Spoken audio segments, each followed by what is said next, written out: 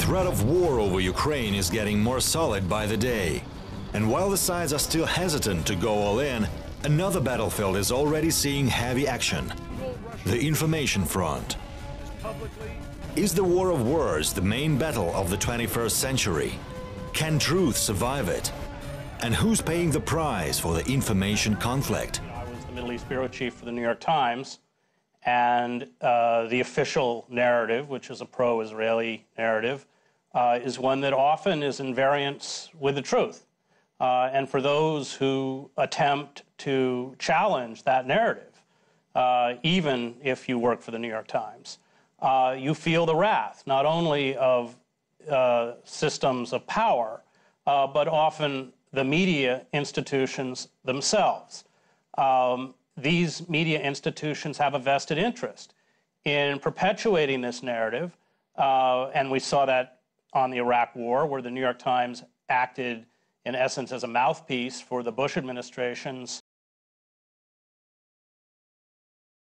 So let's see if the New York Times It's not going to be on any tomorrow. front page of any liberal newspaper, and it's not going to be taken into account by the liberal economists because they don't want to tell the people the truth. And I think this is what Bernie and I, is that many in the media, powerful people, don't want to tell the truth to the people because it's more important to them to get their ideology in play than to let the folks know what the truth is. And that's a total change from what the American media was 30, 40 years ago. Cliven Bundy, his remarks about race lost him an awful lot of supporters on the right overnight, but not this man. Jason Bullock is Bundy's bodyguard and joins us tonight to say that rancher is no racist. The point he was trying to make is, would the African American community be better off having families, being productive? That's what he meant by picking cotton, being productive, doing something, having jobs, being with their families, as opposed to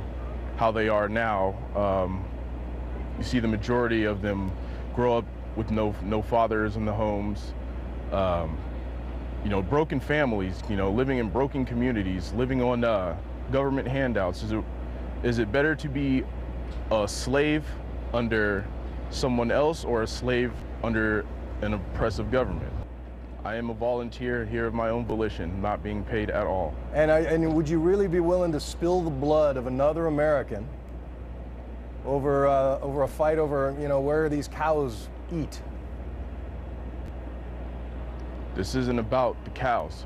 This is about a government, a federal government, overstepping its bounds. This is a states' rights issue. We are the sovereign state of Nevada. We are the sovereign people of the United States. Okay, Jason Bullock, we appreciate you helping us understand your mentality. Thank you so much for your time. That indeed, many Americans justifiably fear their own government. This fear has come from the police state mentality that prompted Ruby Ridge, Waco, and many other episodes of an errant federal government. Under the Constitution, there was never meant to be a federal police force. Even an FBI limited only to investigations was not accepted until this century. Yet today, fueled by the federal government's misdirected war on drugs, radical environmentalism, and the aggressive behavior of the nanny state, we have witnessed the massive buildup of a virtual army of armed regulators prowling the states where they have no legal authority.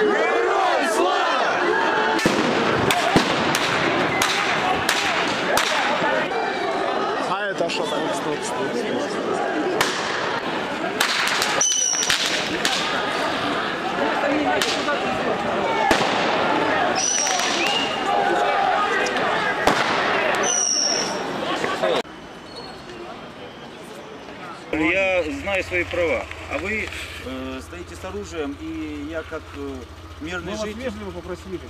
Правильно? Я вам предъявил. Но я имею право не предъявлять. А кто вы откуда? Внутреннего войска. От кого вы здесь защищаетесь, непонятно, ребята? Мы с декабря месяца защищаем, непонятно от кого.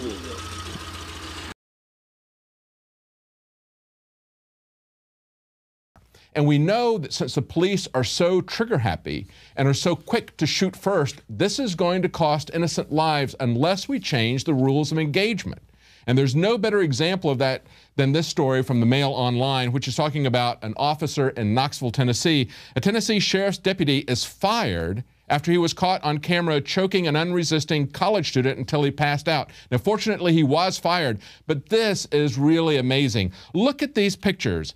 This student, this college student, has his, now of course he was accused of having a cup that smelled like it had alcohol. And there were a lot of college students that were very unruly that were throwing things at the cops, so it got the cops' blood up. But look what they did. They've got him handcuffed behind his back, and this cop in front, that's the one that you see right there, he's the one that was fired. He is choking this guy unconscious. The guy is offering absolutely no resistance. The other two officers are just as guilty. They're standing by, holding his arms behind his back where he's handcuffed. This is what we're seeing all the time. This is what we were really concerned about at the Bundy Ranch. This is why it became a national story.